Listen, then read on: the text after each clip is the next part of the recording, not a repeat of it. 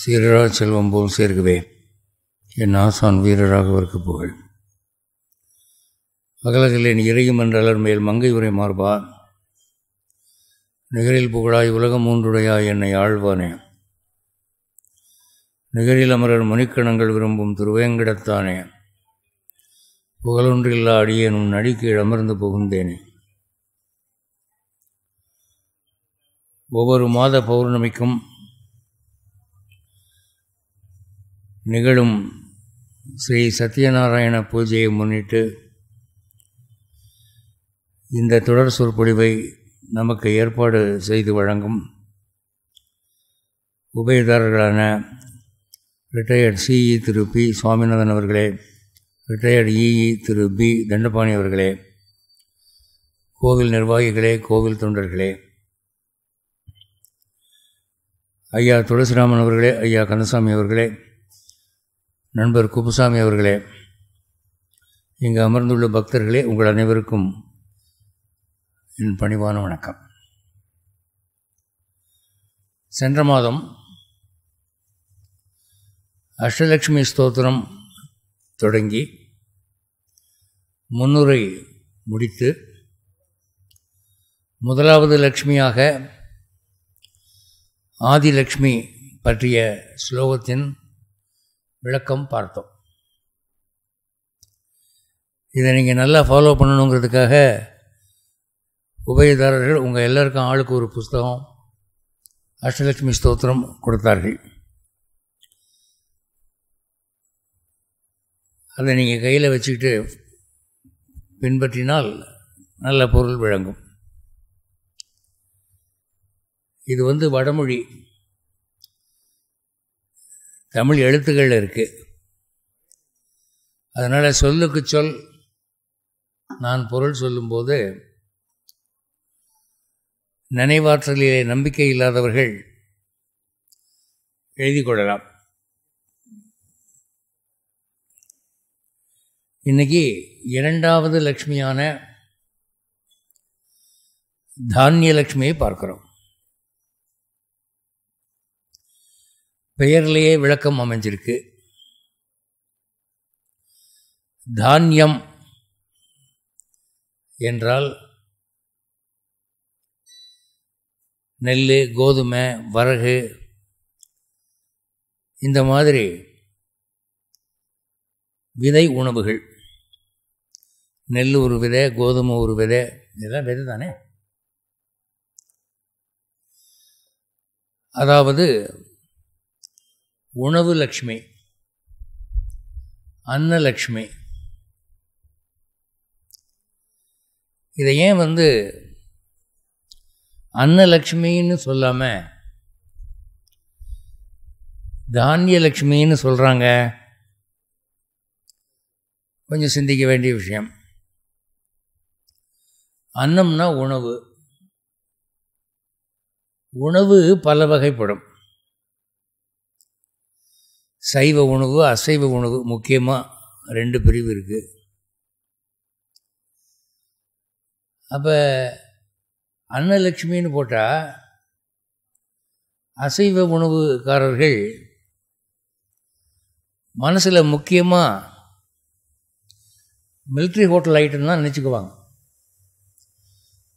அம்மா மகாலட்சுமி, எனக்கு நிறையா மிலிட்ரி சாப்பாடு கிடைக்கணும் அப்படின்னு. ஆனால் நம்ம இந்திய நாட்டு பாரம்பரியத்தில் உலகத்திலே வேறு எந்த நாட்டிலும் காணப்படாத ஒரு பழக்கம் இருக்கிறது. அது என்னன்னா, சைவ உணவு சிறந்தது என்ற கொள்கை. இந்த கொள்கை வேறு எந்த நாட்டிலும் இருப்பதாக எனக்கு தெரியவில்லை. மேல்நாடுகளில் சாப்பாட்டை குறிக்கும்போது பிரெட் அண்ட் பட்டர்னு தான் சொல்கிறான். பிரெட்டு சைவ உணவு தான். ஆனால் அவன் முக்கியமாக சாப்பிட்றது பிரெட்டு பட்டர் இல்லை, சும்மா ஒரு 4 ஸ்லைஸ் வச்சுக்குவான், அவ்வளோதான். அவங்களுக்கெல்லாம் சைட் டிஷ் தான் மெயின் டிஷ்ஷு. நம்ம சமாச்சாரம் அப்படி இல்லை. அவர்களுக்கு அசைவ உணவு தான் ஜீவாதாரம். உலக நாடுகளினுடைய கலாச்சாரம் பற்றி தெரிவிக்கக்கூடிய ஒரு என்சைக்ளோபீடியா போன்ற நூல் அமைப்புகளை நான் படித்திருக்கிறேன். அதில் சைவ உணவுக்கு அதிக முக்கியத்துவம் கொடுக்குற ஒரே நாடு இந்தியா தான். இப்போ ஒரு 150 வருஷமாக மேல் நாட்டில் வேகனிசம்னு ஒன்று ஆரம்பிச்சிருக்கான். அதாவது அசைவ உணவும் கூடாது, அனிமல் ப்ராடக்ட்ஸ், அதாவது பசுவின் பால், வெண்ணெய், தயிர் இதுவும் கூடாது அப்படின்னு ஆரம்பிச்சிருக்காங்க.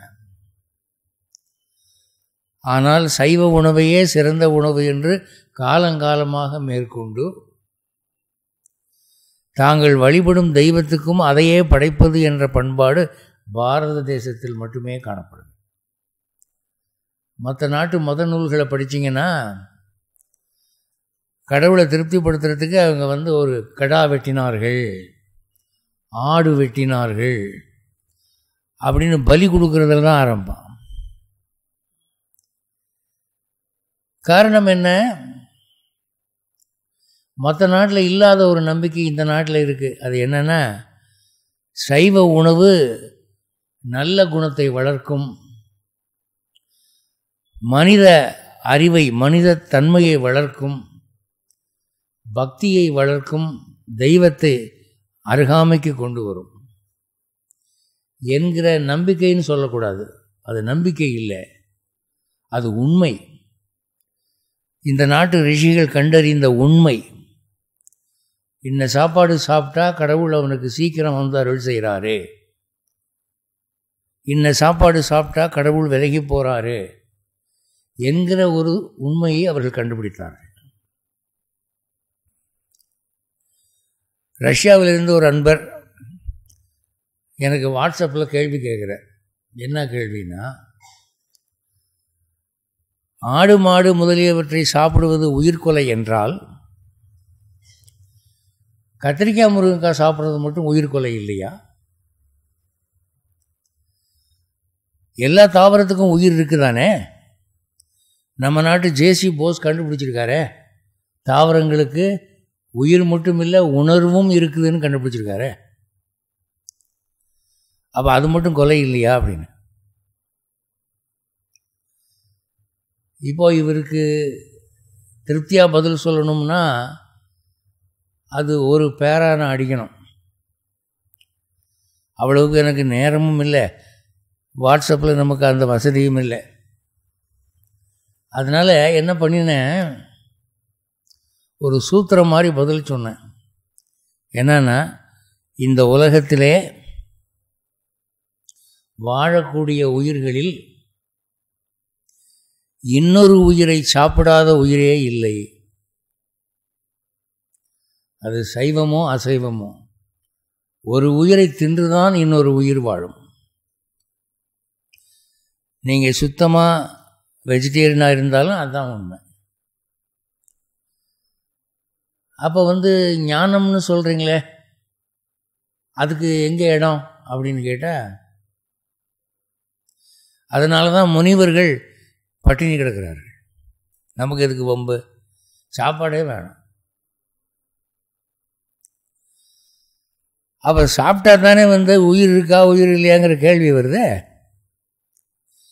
அதனால் முனிவர்கள்லாம் நம்ம யாரும் பார்த்ததில்லை. முனிவர்களை நான் ஒரு முனிவருடைய ஃபோட்டோ பார்த்துருக்கேன். முனிவர்கள்லாம் எலும்பும் தோலுமாக தான் இருப்பாங்க. அவங்களுக்கு தவம் பண்ணுறதுக்கு வேண்டிய சக்தி இருக்கும், உடம்புல உயிர் இருக்கும், அவ்வளோதான். ஆனால் இப்போ வர்ற புராண படங்கள், புராண சீரியலெல்லாம் முனிவர்னு யாரை காட்டுறாங்க தெரியுமா? நல்லா தொந்தியும் தொப்பையுமா ஜப்பான் பொம்மை மாதிரி இருக்காங்க. அவங்களுக்கு இதை நரைச்ச தாடியை ஒட்டி விட்டு அவர் என்னமோ கைலாசத்துலேருந்து வர்ற மாதிரி. அப்படியெல்லாம் முனிவர்கள் இருக்க மாட்டார்கள். அப்படி இருந்தால் அவங்களுக்கு அருள் இருக்காது. அப்போது உணவிலே ஒரு கட்டுப்பாடு வேண்டும். சைவ உணவு தெய்வீகமானது என்பதை தலைப்பிலேயே உணர்த்த வேண்டும் என்பதற்காக இந்த லட்சுமிக்கு உணவு லட்சுமின்னு பேர் வைக்காமல் தானியலக்ஷ்மின்னு பேர் வைத்து. அப்போது நீங்கள் தானியாகாரியா மாம்சாகாரியா இப்படி தான் கேட்குறது பழக்கம் கற்றறிந்தவர்கள் மத்தியில் அப்படின்னு. சில பேர் தானிய ஆகாரங்கிறத சாக்காகாரம்னு சொல்லுவாங்க. சாக்கான்னா மரக்கிளையில் இருக்கக்கூடிய இலைகள், காய், கனிகள் இதை மட்டும் சாப்பிட்றது. அந்த காலத்தில் முனிவர்கள்லாம் என்ன பண்ணுவாங்க, 12 வருஷத்துக்கு ஒரு தடவை ஒரே ஒரு பழம் சாப்பிட்டுட்டு மறுபடியும் தவத்துக்கு உட்காந்துருவாங்க. அப்படி கதையெல்லாம் நிறைய படிக்கிறோம். பஞ்சபாண்டவர்கள் காட்டில் இருந்த காலத்தில் வில்லிபுத்தூர் ஆழ்வார் ஒரு கதை சொல்கிறாரு. திரௌபதி, பீமன் இவங்கெல்லாம் ஒரு குறிப்பிட்ட பழத்தை ஆசைப்பட்டு பிடிங்கிட்டாங்க. நல்ல வேளை இன்னும் சாப்பிடல. அந்த நேரத்தில் அந்த பக்கம் வந்த ஒரு முனிவர் சொல்கிறாரு, ஐயோ இருந்திருந்து இந்த பழத்தையாக பிடுங்க, நீங்கள் 12 வருஷத்துக்கு ஒரு தடவை தவம் கலைஞ்சு இங்கே ஒரு முனிவர் வந்து இந்த பழத்தை சாப்பிட்றதுக்கு வருவார். இந்த பழம் 12 வருஷத்துக்கு ஒரு தடவை தான் பழுக்கும். இன்னும் கொஞ்சம் நேரத்தில் ஒரு வரப்போகிறாரு, பழத்தை காணாமல் உங்களெல்லாம் சபிக்க போகிறாரு இப்போ அப்படின்னு சொல்லிட்டாங்க. ஏங்க இந்த தகவலை சொல்கிறீங்களே, இந்த பழத்தை பிடுங்கிறதுக்கு முன்னால் சொல்லக்கூடாதா? பிடுங்கிட்டீங்களே, பிடுங்கின பிறகு இது என்ன ஃபெவிகால் போட்டு ஒட்டக்கூடிய விஷயமா? இப்போ நாங்கள் சாப்பிட்டாலும் சாப்பிடாட்டியும் முனிவர் வந்து சபிக்க தான் போகிறார் எங்களை அப்படின்னு வருத்தப்பட்டாங்களாம். அப்போது கிருஷ்ணனுடைய அனுகிரகத்தினாலே அந்த பழம் மறுபடி போய் ஒட்டிக்கிச்சான். எப்படின்னா, கிருஷ்ணன் சொன்னான்னா, அந்த பழத்தை அந்த மரத்துக்கு கீழே நேராக வைங்க, எந்த கிளையிலேருந்து பிடுங்கினீங்களோ அதுக்கு நேராக வைங்க. நீங்கள் 5+1 5ங்கிறது பஞ்சபாண்டவர்கள், 1 யாருன்னா திரௌபதி. எல்லோரும் ஒவ்வொருத்தராக போய் யாருக்கும் தெரியாமல் நீங்கள் மறைச்சி வச்சிருக்கிற ரகசியத்தை சத்தம் போட்டு சொல்லுங்கள். சொன்னீங்கன்னா அந்த பழம் போய் ஒட்டிக்கும் அப்படின்னு. சூப்பரான ட்ராமா. இப்போ நம்மளாம் அந்த மாதிரி மாட்டிக்கிட்டோன்னு வைங்க, இந்த சபையில் எல்லாருக்கும் தெரிகிற மாதிரி நீங்கள் அந்தரங்கமாக மறைச்சிருக்கிற ஒரு ரகசியத்துக்கு சொல்லணும் அப்படின்னா என்ன ஆபத்து சொல்லுங்கள்? பல பேர் கதை அம்பலமாயிடும். அப்போ தர்மன் வந்தான். அவன் சொன்னான், தர்மத்தை அனுஷ்டிப்பதில் எனக்கு நிகரானவர் யாரும் இல்லை என்ற ஆணவம் எனக்கு இருக்கிறது அப்படின்னு சொன்னான். சொன்னோடனே அந்த படம் ஒரு அடி மேலே இருந்துச்சு, பூமியை விட்டு ஒரு அடி மேலே போயிடுச்சு. உடனே அடுத்த ஆள் வாங்க அப்படின்னு பீமன் வந்தான். எனக்கு என் உடல் பலத்தை பற்றி ரொம்ப ஆணவம் இருக்குது. சமயத்தில் நான் ஏன்டா தம்பியாக பிறந்தேன், இல்லாட்டி இந்த யுதிஷ்டிரனை போட்டு சாத்துன்னு சாத்துவேனேன், அவன் பண்ணுற காரியம் ஒன்றுமே சரியில்லைன்னு நினைச்சிருக்கேன் நான் அப்படின்னா இன்னொரு அடி மேலே போச்சு. இப்படி ஒவ்வொருத்தர் ரகசியங்களை சொன்னாங்களாம். இன்னும் ஒரு அடி பாக்கி இருக்குங்கிறப்ப திரௌபதி வந்தாளாம். அவள் வந்து என்ன சொன்னாலாம், தலையை குனிஞ்சுக்கிட்டே, எனக்கு 5 புருஷன் பத்தாது, கர்ணனும் இருந்தால் தேவையில்லைன்னாலாம் போய் ஒட்டிக்கிச்சான். இப்படி ஒரு கதை வில்லிபுத்தூர் ஆழ்வார் பாரதத்தில் இருக்குது. வியாச பாரதத்தில் எனக்கு தெரிஞ்ச வரை இல்லை. ஆனால் வில்லிபுத்தூர் ஆழ்வார் ஒரு மகான். அவர் வந்து சும்மா விடான்னு சொல்ல மாட்டார். ஏதோ அவருக்கு ஒரு தெய்வீக காட்சி இருந்ததோ என்னமோ இருந்திருக்கலாம். இப்போ நான் என்ன சொல்ல வர்றேன், முனிவர்களும் பழங்கள் தான் சாப்பிட்ருக்காருங்க. அதனால் எங்கள் வீட்டில் உணவு லட்சுமியினுடைய அருள் இருக்க வேணும் என்றால் கேட்கும்போது எப்படி கேட்கணும், தானியம் நிறைய எனக்கு கொட்டணும். அரிசி, கோதுமை, நவதானியங்கள், வரகு, இப்படி எத்தனை அரிசி, திணை, கம்பு அப்படிலாம் சொல்கிறாங்க இல்லையா, இது தான் சாப்பிட்டு இந்த நாட்டில் வாழ்ந்துருக்கிறாங்க. சத்திரியர்கள் யுத்தத்துக்கு போக வேண்டியிருக்கே அப்படின்னு சொல்லி கொஞ்சம் அசைவம் சாப்பிடுவோம். அது லிமிட்டாக சாப்பிடுவோம், அவ்வளோதான். இப்போது வர வர என்ன ஆகி போச்சுன்னா, இந்த நவதானியம்ங்கிறது தமிழ்நாட்டில் இல்லைன்னு ஆகி போச்சு. எல்லாம் அரிசி தான், 3 வேளையும் அரிசி தான்.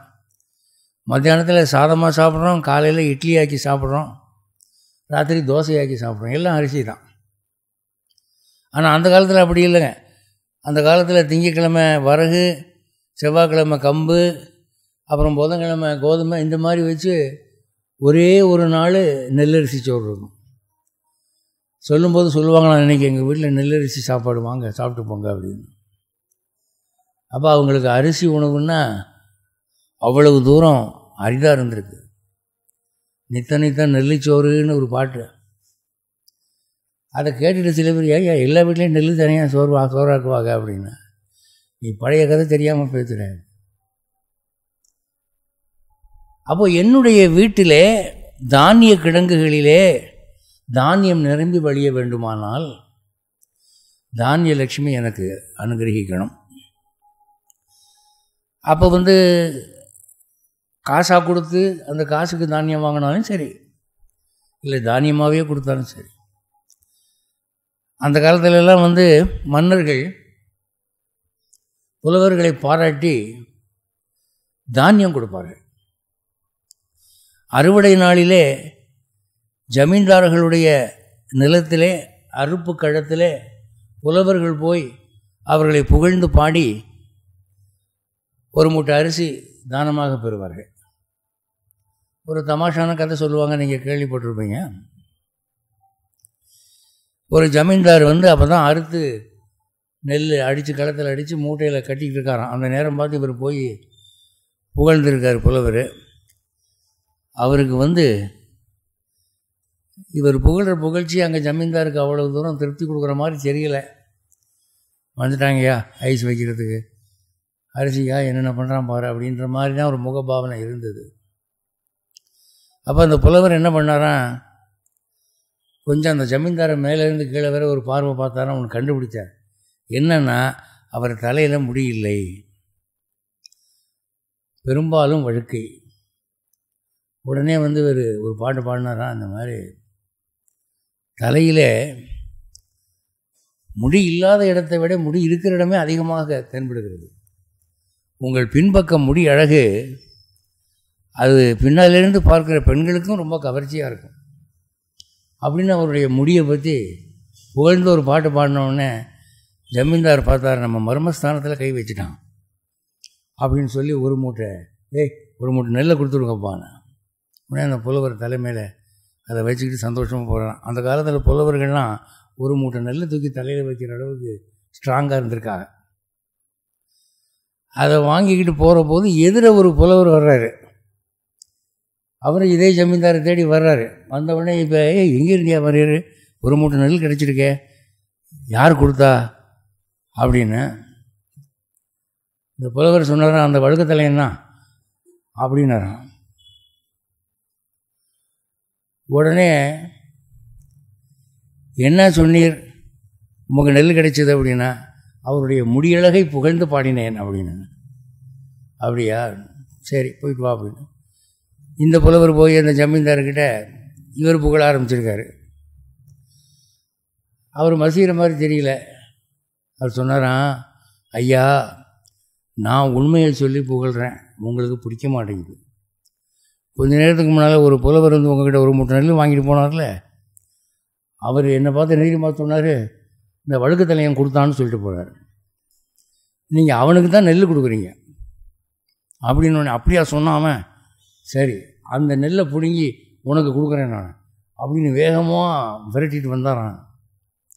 யோ புலவரே, நெல்லியான்னு ஜமீன்தார் கத்தினார். உடனே புலவர் புரிஞ்சுக்கிட்டார், புலவரில் மூளை வேலை செய்யல, இவன் போய் வத்தி வச்சுட்டான் அங்கே அப்படின்னு கண்டுபிடிச்சிட்டு மூட்டையை இறக்காமல் அப்படியே திரும்பி அந்த ஜமீன்தாரை பார்த்து, என்ன உங்கள் தலையினுடைய முடியெல்லாம் பறக்க இப்படி ஓடி வர்றீங்களே, எல்லாம் கடல் அலை போல் உங்கள் குழல் அப்படியே பறக்குது நாலு பக்கமும், என்ன அவசரம், என்ன காரியம் அப்படின்னு. ஜமீன்தார் பார்த்தார், கூல் ஆகிட்டார். உடனே ஒன்றும் இல்லை, உங்களுக்கு 2 மூட்டை கொடுக்கலான்னு நினச்சேன், கொஞ்சம் இருங்க இன்னொரு மூட்டை கொடுக்குறேன்னு சொன்னேன். அப்போது நான் எதுக்கு இதை சொல்கிறேன்னா, இப்படி தானியமாகவும் கிடைக்கும். தானியலட்சுமியுடைய கருணை இருக்குமானால் இப்படி கிடைக்கும். ஆனால் இந்த காலத்தில் யாருங்க ஒரு மூட்டை நெல் தூக்கி கொடுக்குறா? நெல் பருப்பெல்லாம் கொடுக்குறதுக்கு ஆள் இல்லை. ஒழுங்காக கொடுக்குற காசுக்கு கொடுத்தா அளந்து கொடுத்தாலே போதும். ஆனால் அந்த காலத்தில் அப்படி இருந்தது. ஆனால் தானியலட்சுமி மனசு வச்சா உங்களுக்கு அந்த மாதிரி ஒரு நன்கொடைகள் கூட கிடைக்கலாம். அப்போது வரங்களிலே முக்கியமானது என்ன? மனிதனுக்கு வயிற்றுக்கு சோறு, அது ஃபஸ்ட்டு வேணுங்க. இப்போ கடவுள் திடீர்னு நேரில் தோன்றி உனக்கு என்ன வரம் வேணும்னு கேட்டால் அறிவுள்ளவன் என்ன கேட்பான்?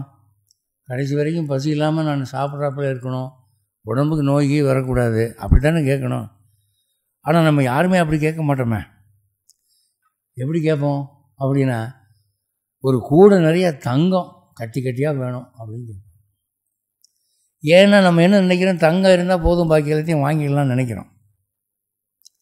ஆனால் தங்கம் இருந்தால் அது பொருள் என்று சொல்லப்படுமே தவிர மகிழ்ச்சியை தராது, திருப்தியை தராது. ஆக நம்ம வீட்டில் சாப்பாட்டு பஞ்சம் இல்லாமல் இருக்கிறதுக்கு இந்த தானியலட்சுமியினுடைய கிருபா கடாட்சம் வேண்டும். சில பேர் நினைக்கலாம், நான் எங்களுக்கு எங்கள் அப்பா வழி சொத்து 5 ஏக்கர் நிலம் இருக்குது, நெல் 3 போகம் விளையுது, நாங்கள் தானியலட்சுமி போய் பிச்சை எடுக்க வேண்டிய அவசியம் இல்லை அப்படின்னு நினைக்கலாம். ஒரு விஷயம் தெரிஞ்சுக்கணும், நீங்கள் எவ்வளோ பெரிய நிலச்சுவார்ந்தாராக இருந்தாலும் பசிக்கிற நேரத்துக்கு சாப்பாடு கிடைக்கணும். அது எல்லாருக்கும் கிடைக்குமான்னு சொல்ல முடியாது. சமயத்தில் ஏரோப்ளைனை ஹைஜாக் பண்ணிடுறான். ஹைஜாக்கிங்னா கடத்தல்காரர்கள் மிரட்டி விமானத்தை எங்கேயோ நிப்பாட்டிடுறான். அப்போது உங்களுக்கு அவன் 3 வேளையும் அறுசுவை உணவு கொடுத்தா கடத்துவான்? எத்தனை பேர் சாப்பாட்டுக்கு வழியெல்லாம் மாட்டிக்கிறாங்க. பணக்காரர்கள் 2 ஊருக்கு இடையிலே பஸ்ஸு பிரேக் டவுன் ஆகி கார் பிரேக் டவுன் ஆகி ஹோட்டலுக்கு வழியில்லாமல் திண்டாடுவாங்க, சாப்பாடு கிடைக்காது. பணம் மட்டுமே உணவளிக்காது. உணவு சாப்பிட வேண்டியது ஒரு புண்ணியம் இருக்குது. ஒவ்வொரு மனிதனும் காலையில் என்ன சாப்பிடணும், மத்தியானம் என்ன சாப்பிடணும், ராத்திரி என்ன சாப்பிடணும்னு கடவுளால் தீர்மானிக்கப்பட்டிருக்கிறது. அவன் அந்த எழுத்து எழுதினா தான் உங்களுக்கு கிடைக்கும். ஒன்றும் இல்லை, பஸ் ஸ்டாண்டில் உக்காந்துருக்கான், அவர் தான் ஜன்னல் ஓரமாக விண்டோ சீட்டில் உக்காந்துருக்கான். ஒரு வாழைப்பழ கூடைக்காரி வந்து, ஐயா பழம் வாங்கிக்கிறீங்களான்னு, நல்லா பழுத்த பழமாக இருக்குது, எவ்வளோ ஒரு பழம்? ₹1 தான் ஆகிடுங்க. சரி ஒரு பழம் கொடுங்க, காசு கொடுத்து பழத்தை வாங்கிட்டோம். ரொம்ப ஆசையாக அந்த பழம் நல்லா பழுத்து இனிப்பாக இருக்கும் போல் இருக்கேன்னு சொல்லி அப்படி உரித்து சொலையாக வாயில் வைக்கிற போது இவன் எதிர்பாராமல் அவன் டிரைவர் வந்து திடீர்னு பஸ்ஸை ஸ்டார்ட் பண்ணி ஒரு குலுக்குனான். என்ன ஆச்சு, அந்த பழம் முறிஞ்சு 90% அப்படியே வெளியே போய் விழுந்துருச்சு, ஜன்னல் வழியாக. அங்கே ஒரு எருமை மாடு வெயிட்டிங், அது கபக்குன்னு முழுங்கிடுச்சு. அப்போ காசு போட்டு வாங்கினது இவன், தின்னது எருமை. ஏண்டானா அந்த பழத்தில் ஆண்டவன் இவன் பேர் எழுதலை, அது உனக்கு இல்லை. இவன் வாங்கும்போதே ஆண்டவனுக்கு தெரியும், எருமை இது உனக்கு இல்லைடா, அங்கே நிற்கிற எருமைக்குடா அப்படின்னு. அது மாதிரி உணவு தீர்மானிக்கப்பட்டிருக்கிறது. இன்றைக்கி மாமியார் வீட்டில் போய் ராத்திரி சாப்பிட்லாம்னு நினச்சி போய்கிட்டு இருப்போம், ஆனால் போய் சேர முடியாது. போகிற வழியிலேயே வண்டி பிரேக் டவுன் ஆகிருக்கும். கடைசியில் வந்து ஒரு டீ கடையில் காஞ்சி போன இட்லியை சட்னி கூட இல்லாமல் முழுங்கக்கூடிய ஒரு நிர்பந்தம் ஏற்படும். தானியலட்சுமி கடாட்சம் இருந்தால் வீடானாலும் காடானாலும் சுவையான உணவு, உடலுக்கு பொருத்தமான உணவு. இப்போ நம்ம உடம்புக்கு சில உணவு ஏற்கும், சில உணவு ஏற்காது. அதுவும் இந்த காலத்தில் கலப்படம் ரொம்ப அதிகமாகி போச்சு. நீங்கள் பாட்டுக்கு கண்ட ஹோட்டலில் போய் என்னத்தையோ தின்னு அது பாட்டுக்கு கழிச்சல் ஆரம்பிச்சிருச்சுன்னா அதுவும் தப்பு. அப்போ ஆரோக்கியமான உணவு, சுவையான உணவு வேளா வேளைக்கு வேணும். சாப்பாடு கிடைச்சா போதுமா? பசி இருக்கணும். பசியை பற்றி நம்ம லேசாக நினைக்கிறோம். பசியினுடைய அருமை என்ன என்பதை பசிக்காதவனை போய் கேட்டு பாருங்க. பணக்காரன் கத்தியாக பணம் வச்சுருப்பான். அவங்க வீட்டில் டைனிங் டேபிள் மட்டும் 60 அடி நீளம் இருக்கும். அட் அ டைம் 50 பேர் உட்காந்து சாப்பிட்லாம். எல்லோரும் வகை வகையாக சுட்டு சாப்பிட்டுக்கிட்டு இருப்பாங்க. இவனுக்கு சாப்பாட்டை பார்த்தா புளிச்சே போகும். டாக்டர்கிட்ட போய், டாக்டர் பசி எடுக்கிறதுக்கு ஏதாவது மருந்து கொடுங்க. அப்போ இவங்க வீட்டில் ஸ்டோர் ரூமில் மூட்டை மூட்டையாக அரிசி இருக்குது, கோதுமை இருக்குது, தானியம் இருக்குது, காய்கறி இருக்குது, எல்லாம் இருக்குது. ஆனால் சாப்பிட்றதுக்கு பசி இல்லையே. சில பேருக்கு பசி இருக்கும், உணவும் இருக்கும், சாப்பிட்டா ஜீரணமாகும். அதாவது ஸ்டமக் செக்ஷன் வரைக்கும் ஓகே, கீழே குடல் செக்ஷன் வீக்கு. அப்படி செக்ஷனாக ஆண்டவன் வச்சுருக்கான். எந்த செக்ஷனில் எப்போ கை வைப்பான்னு சொல்ல முடியாது. பகவத்கீதையில் கண்ணன் சொல்கிறான், இந்த ஜீவராசிகளுடைய வயிற்றில் இருக்கக்கூடிய ஜீரண சக்தியாக நான் தான் இருக்கிறேன். ஜாட்டராகினியாக இருந்து நான் ஜீரணம் பண்ணுகிறேன் அப்படிங்கிறான். அது ஏன் சொல்கிறான்னா, நீங்கள் தப்பு பண்ணும்போது முதல்ல வயிற்றில் தான் கை வைக்கிறான். நீ சாப்பிட்றது ஜீரணமாகாது. அப்போது பசியும், பசிக்கு உணவும், உண்ட உணவு ஜீரணமாவதும் பெரிய வரம். இது எல்லாமே தானியலட்சுமி கொடுக்கக்கூடியது தான். இவ்வளவும் முன்னுரைங்க. ஏன்னா நீங்கள் பாட்டுக்கு தானியத்துக்கெல்லாம் ஒரு லட்சுமி, அதுக்கு ஒரு ஸ்தோத்திரமாக இந்த இருக்கு மளிகை கடை, அங்கே போய் காசை நீட்டினா அவன் பாட்டுக்கு கலந்து போட்டு போகிறான் தானியத்தை. இதுக்கு பிள்ளையார் கோயிலில் உட்காந்து தானியலட்சுமியை கும்பிடுமா அப்படின்னு நினைக்கலாம். மனுஷனுக்கு எகத்தாளம் ஈஸியாக தோணிடும். ஆனால் பெரியவங்க எதையுமே காரணமாக செஞ்சு வச்சுருக்காங்க. ஒரு தடவை இதை படிக்கிறேன். சென்ற வாரம் புத்தகம் பெற்றவர்கள் அதை கையில் வச்சு பார்க்கலாம். நான் எதிர்பார்த்த மாதிரியே பெரும்பாலானோர் புத்தகம் கொண்டு வரல. ஏன்னா அது பக்தர்களுடைய சைக்காலஜி. அவங்க அதை செய்ய மாட்டாங்க. அவங்க என்ன எதிர்பார்ப்பாங்கன்னா, ஒவ்வொரு மாதமும் புதுசு புதுசாக ஒரு காப்பியை கொடுக்கணும் அவங்களுக்கு. அதை அன்னன்னைக்கு கொண்டு வச்சுருவாங்க. இந்த ஸ்தோத்திரமானது இன்றைக்கி மனப்பாடமாக சொல்கிறவங்க பல பேர் இருக்காங்க. இது சிடி வடிவில் கிடைக்கிறது. நீங்கள் கொஞ்சம் மனப்பாடம் பண்ண பார்க்கலாம். ஏன்னா இது ராகத்தோடு இசையமைச்சு வெளிவந்திருக்கு.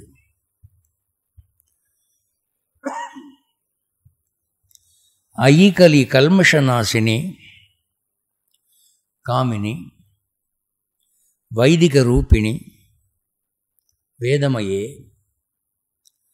க்ஷீரசமுத்பவ மங்கள ரூபிணி மந்திர நிவாசினி மந்திரனுதே மங்களதாயினி அம்புஜவாசினி தேவகணாஸ்ரித பாதயுதே ஜெய ஜெய ஹே மதுசூதன காமினி தானியலக்ஷ்மி சதா பாலயமா.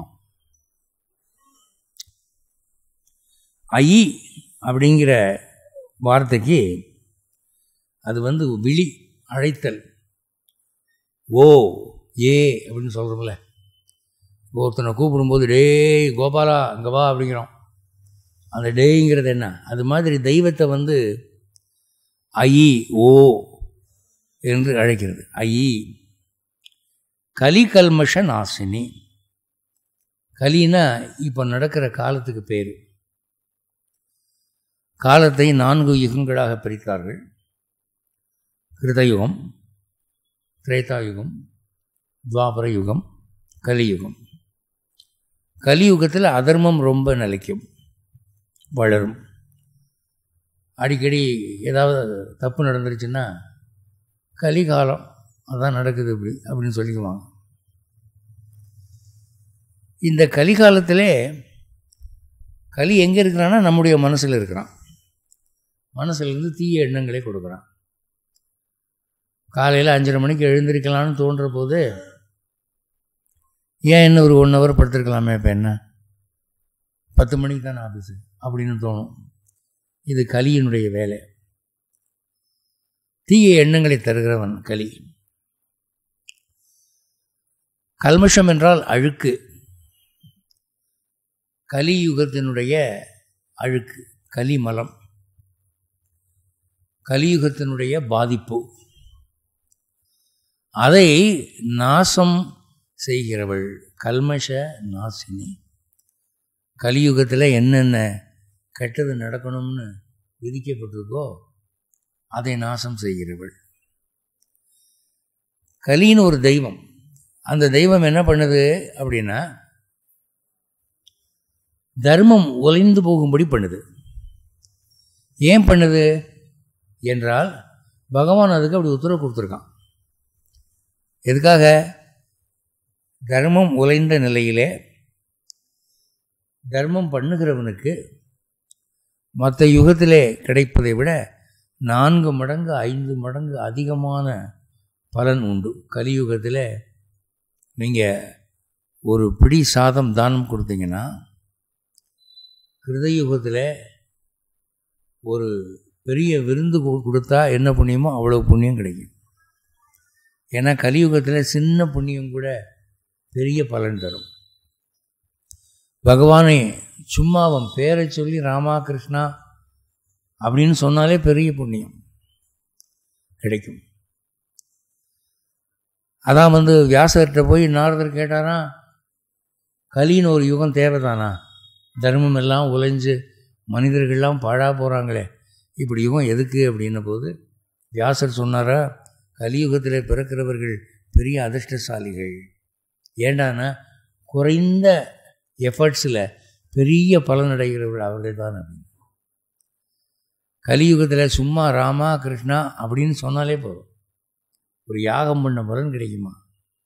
ஏன் இப்படி வச்சாங்கன்னா அது கூட சொல்ல மாட்டான். அதுதான் ஒரு அடிபட்டால் பகவானுடைய நாமாவை சொல்கிறது ஒரு காலம்.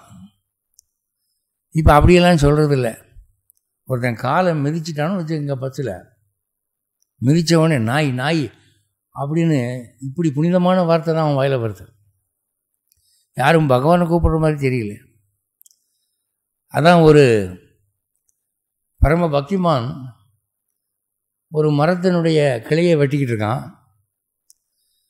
அவன் மேல் மரத்தில் உக்காந்துக்கிட்டு அடி மரத்தை வெட்டிக்கிட்டு இருக்கான். இன்னும் கொஞ்சம் நேரத்தில் அந்த கிளை முறிஞ்சு கீழே விட போகிறான். அப்போது பார்வதி தேவியும் பரமசிவனும் பார்த்தாங்களாம். அந்த அம்மா சொல்லிச்சான், ஏங்க நம்ம பிள்ளை அறிவு கிட்டு போய் இப்படி உட்காந்து வெட்டிக்கிட்டு இருக்கான், இன்னும் கொஞ்சம் நேரத்தில் அந்த கிளை முறிய போது, அவனுக்கு ஏதாவது ஹெல்ப் பண்ணணுமே அப்படின்னு. ஹெல்ப் பண்ணலாம், அதில் ஒன்றும் தப்பு இல்லை. அவன் மரம் வெட்டுறதுக்கு முன்னால் நம்மளை நினைக்கல. மரம் வெட்டுறது நான் சேஃபாக பண்ணணும், என் கையில் கத்திப்படக்கூடாது, நான் கீழே விடாமல் இருக்கணும்னு கும்பிடல, கேட்கவே இல்லை, நம்மளை நினைக்கவே இல்லை. அப்படி நினைக்காதவனை போய் நம்ம வாலண்டரியாக காப்பாற்றுறது நம்ம சீப்பாகிடுவோம். ஏன்டானா அவன் 24 மணி நேரமும் நம்மளை நினச்சிக்கிட்டு இருக்கான். அவனை அம்போன்னு விட்டுட்டான். ஏன்னா அவன் பூர்வ ஜென்ம கர்மா அப்படி இருக்குது. சரி, எனக்காக செய்யுங்க, ஏதாவது செய்யுங்க. சரி, நீ இவ்வளோ தூரம் கேட்குறிய, உனக்காக ஒரு சலுகை என்னன்னா, அந்த கிளை முறிஞ்சு அவன் கீழே விழுகிற சமயத்தில் அம்மா அப்படின்னு கத்தனா நீ போய் காப்பாற்று. அப்பான்னா நான் போய் காப்பாற்றுறேன். அது எந்த அம்மா எந்த அப்பாவை கூப்பிட்டாலும் சரி பரவாயில்ல, ஒரு ரிலாக்ஸேஷன் உனக்கு. ஹேபியஸ் கார்பஸ் போகிறேன் நான். சரின்னு அந்த கிளை முறிகிற போது 2 பேரும் ஆர்வமாக பார்த்துக்கிட்டு இருக்காங்க. சட சட சடன்னு கிளை முறிஞ்சிச்சு. விழுகும்போது செத்த அப்படின்னு விழுந்தான். அப்போ கூட அவனுக்கு பகவானுடைய நாமம் வரலையே. அதான் கலிமகிமைங்கிறது. அதனால தான் என்ன சொன்னாங்கன்னா, கலியுகத்திலே பகவானுடைய பெயரை சொல்கிறவர்கள் பெரும் புண்ணியத்தை அடைவார்கள். இப்போ நம்ம தலைமுறை வரை குழந்தைகளுக்கு சாமி பேரை தான் வைக்கிறதுன்னு ஒரு பழக்கம் இருந்தது. அதனால் குலதெய்வத்து பேரை வைப்பாங்க. தாத்தா பேரை வச்சா கூட தாத்தாவுக்கு குலதெய்வம் பேர் தான் வச்சுருப்பாங்க. அதனால் கோவிந்தராஜ், வெங்கடாஜலபதி இப்படி தான் வைப்பாங்க. ஆனால் இப்போல்லாம் சாமி பேர் வைக்கிறது ஃபேஷன் இல்லை. அது ரொம்ப கர்நாடகமாக இருக்குது. அதனால் உச்சரிக்கிறதுக்கு அழகாக இருக்கணும், ஃபேஷனபுளாக இருக்கணும் அப்படின்னு சொல்லி வாய்க்கு என்ன வருதோ அது மாதிரி வச்சிடுறாங்க. இப்போ சில கம்பெனிஸில் பார்த்தீங்கன்னா பேர் வைக்கிறப்போ இது என்ன மொழின்னே தெரியாது, அந்த மாதிரி ஒரு பேர் வச்சுருப்பான்.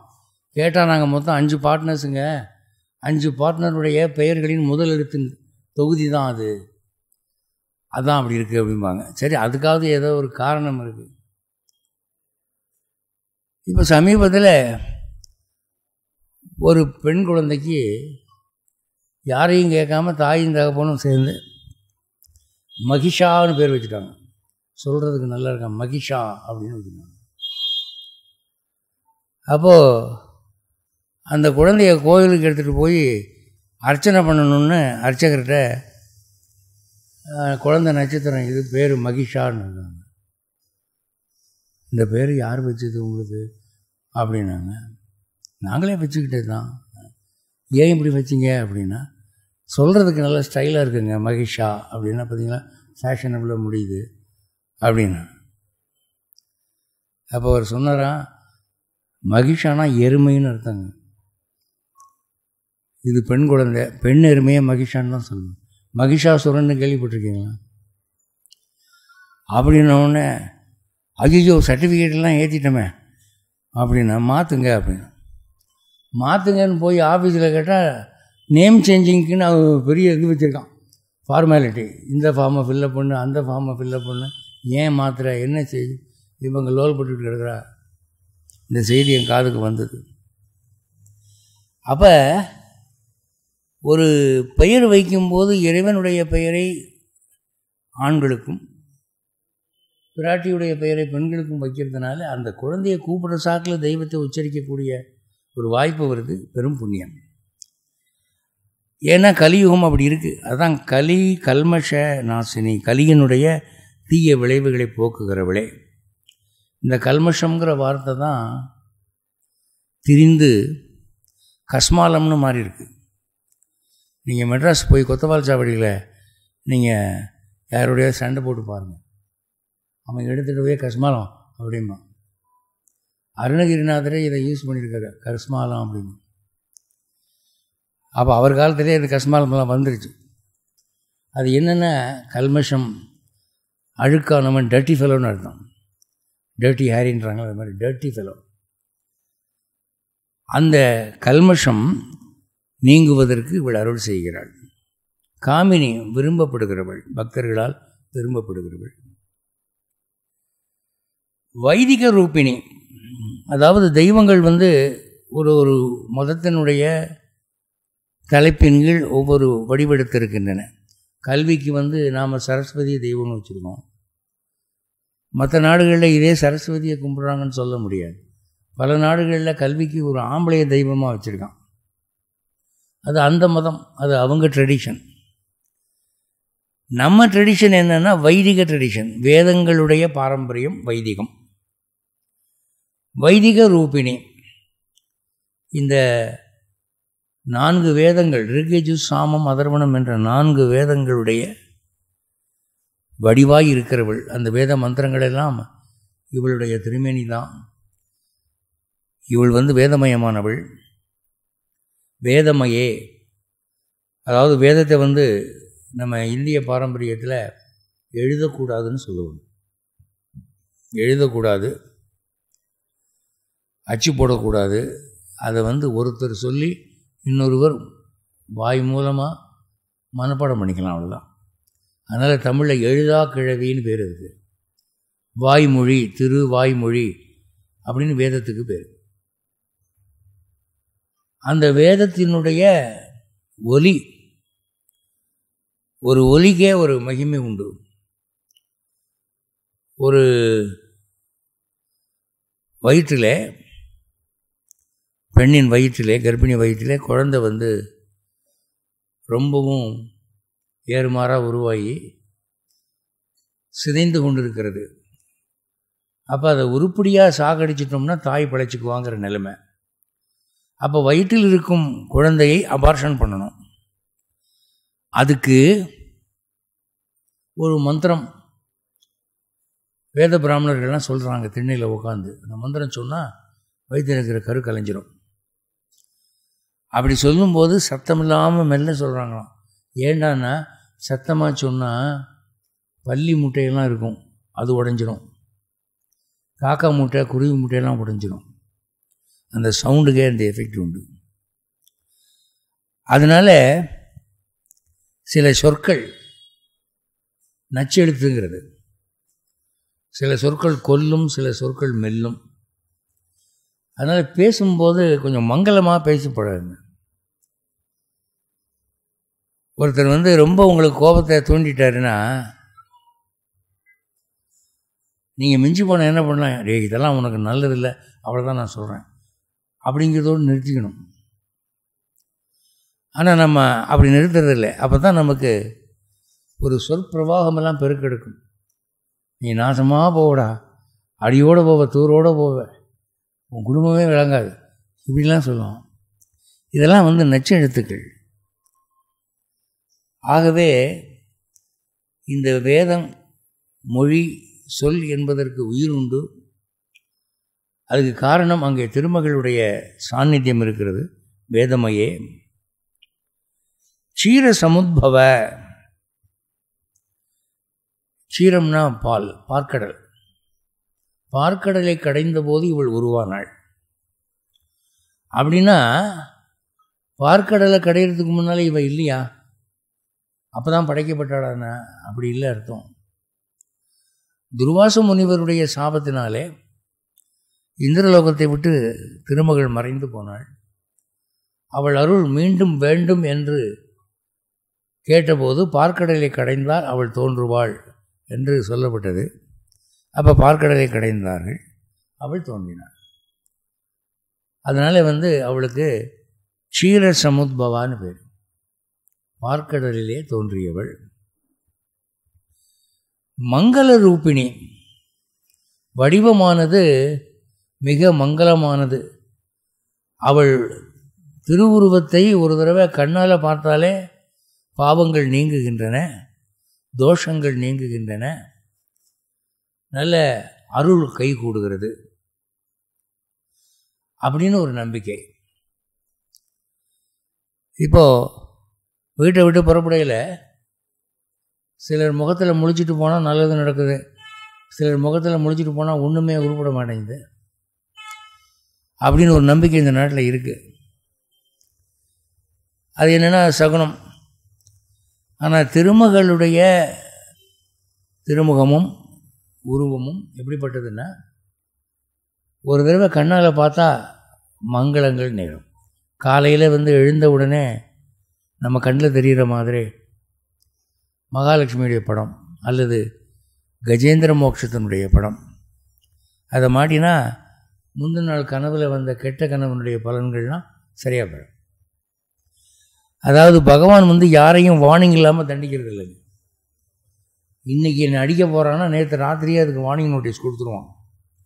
அதான் கனவு. கனவின் பலன்கள்ங்கிறத நீங்கள் படிக்கணும். நான் வந்து யூடியூப்பில் ட்ரீம்ஸ் அண்ட் வேதிக் இன்டர்பிரிட்டேஷன்ஸ் அப்படின்னு ஒரு யூடியூப் போட்டிருக்கேன் இங்கிலீஷில், உலகத்தில் எல்லாருக்கும் தெரியட்டுமேங்கிறதுங்க. அதில் இன்ன கனவுக்கு இன்ன பலன் அப்படின்னு எடுத்து சொல்லியிருக்கேன். சான்ஸ்கிரிட்டில் இருக்குது அதெல்லாம். அதை நீங்கள் பாருங்கள். எளிமையான ஆங்கிலம்தான், ஈஸியாக புரியும். அப்போ கனவில் நமக்கு காட்டும், கடவுள் கொடுப்பார், ஒரு அறிகுறி கொடுப்பார். என்னென்னா, நீங்கள் ஒரு சர்க்கரையை அள்ளி அள்ளி வாயில் போட்டுக்கிற மாதிரி கனவு காண்றீங்கன்னு வச்சுக்குவோம். மறுநாள் ஏதோ ஒரு பெரிய கஷ்டம் வரப்போகுதுன்னு அர்த்தம். பால் குடிக்கிற மாதிரி ஒரு கனவு வருதுன்னு வச்சுக்கோங்க, உங்களுக்கு ஏதோ நல்லது நடக்க போகுதுன்னு அர்த்தம். ஒருத்தர் என்கிட்ட ரொம்ப சஞ்சலப்பட்டார். என்னன்னா, சார் எனக்கு ஒரு மோசமான கனவு வந்து சார் நேற்று அப்படின்னு. என்ன கனவையா அப்படின்னா, நான் கனவுல மாடு மேய்க்கிறேன் சார், அப்படி கனவு வந்துச்சு சார், என்ன ஆகும்னு தெரியலையா அப்படின்னு. அப்போ நான் சார் கேட்டேன், நீங்கள் யாதவ ஜாதியான்னு கேட்டேன். ஆமாண்ணா. அப்போ மிக அருமையான கனவு. பசுமாடு மேய்க்கிறதுங்கிறது யாதவர்களுக்கு உரிய குலத்தொழில், கிருஷ்ணனுடைய தொழில் அது. அப்போது உங்களுக்கு ஏதோ நல்லது நடக்க போகுது, ஏன் கிடந்து அவதிப்படுறீங்கன்னு. பொதுவாகவே பசுமாடை கனவுல பார்க்குறது நல்லது தான். அந்த பசுவினுடைய தோற்றத்தை நேரில் பார்த்தாலும் நல்லது, கனவில் பார்த்தாலும் நல்லது. இப்படி இன்னது நடக்க போகுது அப்படிங்கிறத கனவு மூலமாக காட்டிட்டு தான் அடிப்பான் அவன். அப்படி நீங்கள் கெட்ட கனவு கண்டதாக உணர்ந்தால் காலங்காத்தால் எழுந்த உடனே மகாலட்சுமியினுடைய உருவத்தை ஒரு தடவை பார்த்தா, அம்மா காப்பாற்றுமா, பயமாக இருக்கு எனக்கு அப்படின்னீங்கன்னா அதுக்கு அன்றைக்கி ஒரு பரிகாரம் ஏற்படுவதற்கான வழி ஏற்படும். அதுதான் மங்கள ரூபிணிங்கிறதுக்கு அர்த்தம். நான் உங்களுக்கு உதாரணங்கள், மேற்கோள்கள், கதைகள்லாம் சொல்கிறேன்னா நீங்கள் இதை நல்லா புரிஞ்சுக்கணுங்கிறதுக்காக தான், பொழுத போகிறதுக்காக இல்லை. நாளைக்கு இந்த ஸ்தோத்திரத்தை நீங்கள் படிக்கிற போது இந்த வார்த்தைக்கு அவர் அந்த கதை சொன்னாரே அப்படிங்கிற ஒரு ஞாபகம் வரணும், அதுக்கு தான் அது. மந்திர நிவாசினி. மந்திர நிவாசினா மந்திரங்களிலே சக்தியாக இருப்பவள்.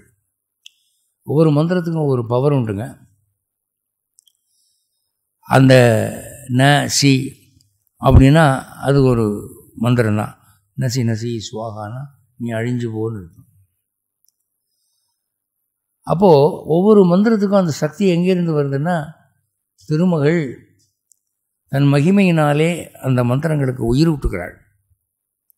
அது என்ன மந்திரமாக இருந்தாலும் சரி, பெரும்பாலும் ஆக்கப்பூர்வமான மந்திரங்கள் அவளால் அனுகிரகிக்கப்படுகின்றன. மந்திர நிவாசினி. மந்திரநுதே. மந்திரநுதேனா மந்திரத்தால் வணங்கப்படுகிறவள், மந்திர தெய்வங்களால் வணங்கப்படுகிறவள், அப்படி வச்சுக்கலாம். மங்களதாயினி. மங்களதாயினா வேண்டும் என்று எதையெல்லாம் நம்ம நினைக்கிறோமோ அதெல்லாம் மங்களம்தான். ஒரு ஆரோக்கியம் வேணும், அழகு வேணும், குழந்தை வேணும், வீடு வேணும், கிணறு தூணா நல்ல தண்ணி வரணும், ஒரு பசுமாடு வேணும், ஒரு நல்ல வாத்தியார் வேணும், ஒரு நல்ல பந்து வேணும், ஒரு நல்ல கணவன் வேணும், ஒரு நல்ல மனைவி வேணும். இப்படி வேணும் அப்படின்னு லிஸ்ட்டு போட்டிங்கன்னா கணக்கில்லாமல் வரும். அது எல்லாமே மங்களங்கள் தான். அந்த மங்களங்களை தருகிறவள். அவளுடைய சகஸ்ரநாமத்தில் அனுகிரகப்பிரதா, அபயப்பிரதா, வரப்பிரதா, இப்படிலாம் நாமாக்கள் இருக்குது. உங்களுக்கு எது வேண்டுமானாலும் அவளை கேட்டால் கொடுப்பா. மங்களதாயினி. அம்புஜ வாசினி. அம்புஜம்னா தாமரை, அம்னா தண்ணீர், தண்ணீரில் இருக்கக்கூடிய தண்ணீரில் உற்பத்தி ஆகிறது தாமரை. தாமரையில் திருமகள் குடியிருக்கிறார். மங்களமான பூக்களில் அது ஒன்று, முக்கியமான தலையான பூ அதுதான். சில பேர் இந்த பிணங்கள் புதைக்கப்பட்ட பூமியிலே முளைக்கக்கூடிய பூக்களை எடுத்துக்கொண்டு வந்து அதை சாமிக்கு வைப்பாங்க. அதெல்லாம் அமங்கலமான பூக்கள். நீங்கள் முகர்ந்து பார்த்தாலே மனம் நறுமணமாக இருக்கா துர்மணமாக இருக்கான்னு பார்க்கணும். அதெல்லாம் செய்யக்கூடாது. அடுத்தாப்புல இந்த பாரசீக கலாச்சாரம் இந்தியாவில் நுழைஞ்ச பிறகு ரோஜா பூவெல்லாம் வைக்க ஆரம்பிச்சிட்டாங்க. ரோஜா பூ நம்ம நாட்டு பூ இல்லை, அது அரேபிய நாட்டு பூ. குலாப்னு சொல்கிறது. அந்த குலாப்னா ரோஜா. இந்த ரோஜாவிலிருந்து எடுக்கப்படும் ஒரு வகையான பன்னீரிலிருந்து செய்யப்படுவதனாலே ஒரு ஸ்வீட்டுக்கு குலாப் ஜாமுன்னு பேர். குலாப்னா ரோஜா, ஜாமுன்னா நாவல் பழம்னு அர்த்தம். நாவல் பழம் மாதிரி நீள நீளமாக எல்லாம் கேட்டாக இருக்கும். இதுதான் குலாப் ஜாமுன்னு இருக்கும். அதை ஒரு மாதிரி அமுக்கி குலோப்ஜான் அப்படிங்கிறாங்க. இப்போ அவங்களுக்கு அது அர்த்தம் தெரியறது இல்லை. ஒரு படம் அந்த காலத்தில் வந்தது சினிமா, குலே பகாவலின்னு. அது ஒரிஜினல் நேம் என்னென்னா குலாப் பகாவலி. பகாவலிங்கிறது அந்த ராணியுடைய பெயர். குலாப்னா ஒரு குறிப்பிட்ட ரோஜா பூவை குறிக்கும். அது ஒரு கதை, மந்திர கதை. அந்த ரோஜா பூவை ஒரு குருடன்ட்ட காமிச்சா அவனுக்கு கண்ணு வந்துடுமா, இந்த மாதிரி ஒரு அரேபிய கதை. அப்போது அந்த மாதிரி பூவெல்லாம் நம்ம வைதிக தெய்வங்களுக்கு வைக்கிறது இல்லை, வைக்கக்கூடாதுன்னு சொல்லுவாங்க. ஆனால் இப்போ பூக்கடையில் போய் என்ன பூ கிடைக்குதோ அதை வாங்கி கொண்டு வச்சிடுறாங்க. தாமரை பூ வச்சு நீங்கள் மகாலட்சுமியை வழிபட்டால் பெஸ்ட்டு ரிசல்ட்ஸ் சார். நான் மற்ற நெகட்டிவ் கமெண்ட் சொல்ல விரும்பலை. உங்களுக்கு தாமரை பூ கிடைக்கலன்னு சொல்லாதீங்க. இங்கே பாண்டிச்சேரியில் தாமரை பூ பல கடைகளில் கிடைக்குது. மணக்குள விநாயகர் கோயிலுக்கு எதிராக இருக்கிற கடையில் கிடைக்குது. இன்னும் பல்வேறு இடங்களில் கிடைக்குது, சீப்பாக கிடைக்குது. உங்களுக்கு என்ன 5 ரூபா 10 ரூபாய்க்கெல்லாம் கிடைக்குது. அவளுக்கு மிக உகந்த புஷ்பம் அதுதான். அம்புஜ வாசனை தாமரையில் இருப்பவளே, தேவகணாஸ்ரித பாதயுதே. அவளுடைய திருவடிகள், பாதங்கள் எப்படிப்பட்டவை என்றால், தேவகணங்களாலே 33 கோடி தேவர்களாலே பூஜிக்கப்படுகிறவர்கள். தேவர்கள்லாம் சதா அவளை வழிபடுவார்கள். இப்போ நீங்கள் சன்னியாசியாக இருந்தாலும் சரி, உலகியல் செல்வங்களில் ஆசை உள்ள ஆளாக இருந்தாலும் சரி, எழுத்துன்னு எழுத ஆரம்பிக்கிற போது முதல்ல ஸ்ரீ அப்படி போட்டு தான் ஆரம்பிப்பாங்க. ஸ்ரீனா திருமகளுடைய பெயர். ஒரு மனுஷனுக்கு இப்போ லெட்டர் போடுறீங்க, இப்போ தான் மிஸ்டர்னு போடுறோம். இது பிரிட்டிஷ்காரங்காலத்துக்கு பின்னால் வந்தது. அதுக்கு முன்னால் வரைக்கும் பெயருக்கு முன்னால் ஸ்ரீ, ஸ்ரீமான், ஸ்ரீமதி அப்படி எழுதுவாங்க. அதாவது திருமகள் கடாட்சம் பெற்ற இன்னாருன்னு அர்த்தம். சில பேர் சொல்லுவாங்க, இவனுக்கெல்லாம் ஸ்ரீமான்னு போடக்கூடாதுங்க, ஸ்ரீலாம் போடக்கூடாது, அவர் களவாணி போய, அவனுக்கு என்ன திருமகள் கடாட்சம் இருக்குது அப்படின்னு. அட, நீங்கள் எழுதுகிற முகூர்த்தம் உங்கள் புண்ணியத்தினால அவனுக்கு அது திருமகள் கடாட்சம் கிடைக்கட்டுமே, அவன் திருந்தட்டுமே. அதனால் ஸ்ரீ போட்டே எழுதலாம் அப்படின்னு சொல்லுவோம். ஒரு கடிதம் எழுத தொடங்கும் போது மேலே ஸ்ரீ அப்படின்னு போட்டு எழுதுறது. எனக்கு ஸ்ரீ எழுத வராது. ஏன்னா நாங்கள்லாம் படிக்கிற காலத்தில் எலிமெண்ட்ரி ஸ்கூலில் அரிச்சுவடியில் எங்களுக்கு ஷா, ஜா, ஷா, ஹா இதெல்லாம் எப்படி எழுதுறதுன்னு சொல்லி கொடுத்தாங்க. புஷ்பம், கஜம், சரஸ்வதி இதெல்லாம் எங்களுக்கு பயிற்சி உண்டு. பிறகு என்ன ஆச்சுன்னு சொன்னால், அந்த எழுத்துக்களே ஒரு உபயோகத்தில் இல்லாமல் போயிடுச்சு, இல்லை ஒதுக்கிட்டாங்க. அப்போது ஒரு ஜா என்ற எழுத்து வந்ததுன்னா அதுக்கு தமிழில் எழுதுறதுக்கு சா போடுறாங்க. அப்போ என்ன ஆகுதுன்னா, நாக்கு அந்த உச்சரிப்பையே மறந்துடுது, அந்த எழுத்தையே உச்சரிக்க முடியாமல் போயிடுது. ஆனால் இதை நீங்கள் படிக்கிற போது ஸ்ரீ அப்படிங்கிற எழுத்து எப்படி எழுதுறதுன்னு, நீங்கள் தமிழில் எப்படி எழுதுறதுன்னு உங்கள் பெரியவங்களுக்கு எழுங்க, அந்த மாதிரி எழுதி பழகிக்கிங்க. இல்லை எங்களுக்கு எழுத முடியாது, கஷ்டம்னு சொன்னீங்கன்னா தமிழில் திரு உருக அப்படின்னு எழுதலாம். திரு உருக, இன்னும் லட்சுமி கடாட்சம் உண்டாகட்டும் அப்படின்னு திரு உருகன்னு சொல்லிவிட்டு அதுக்கப்புறம் நம்ம கடிதமோ கட்டுரையோ எதுவானாலும் எழுதலாம். அப்போ தேவர்கள் சதா அவளை அர்ச்சித்து கொண்டிருக்கிறார்கள். ராவணனுடைய கொடுமை ஒரு எல்லை மீறி போன போது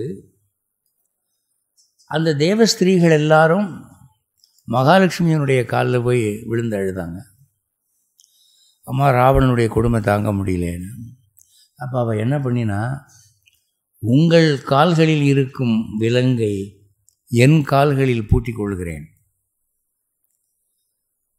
நீங்கள் அவனுக்கு அடிமைப்பட்டு கிடக்கும் நிலைமையை என் தலையிலே நான் சுமத்தி கொள்கிறேன், உங்களை காப்பாற்றுகிறேன் என்று சொல்லி சீதையாக பிறந்து அசோகவனத்திலே 9 மாதம் இவர்களுக்காக அவள் துன்பப்பட்டாள்.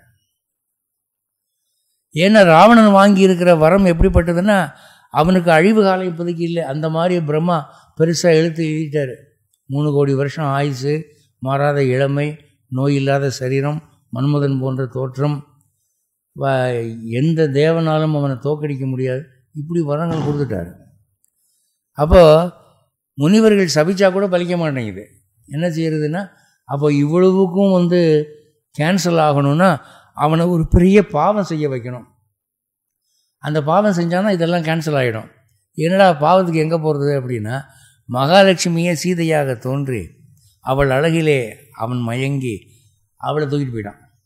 அந்த பாவம் அவனுடைய எல்லா புண்ணியத்தையும் சாப்பிட்டுச்சு, வீணாக போனான், ஆயுசு அழிஞ்சு போச்சு.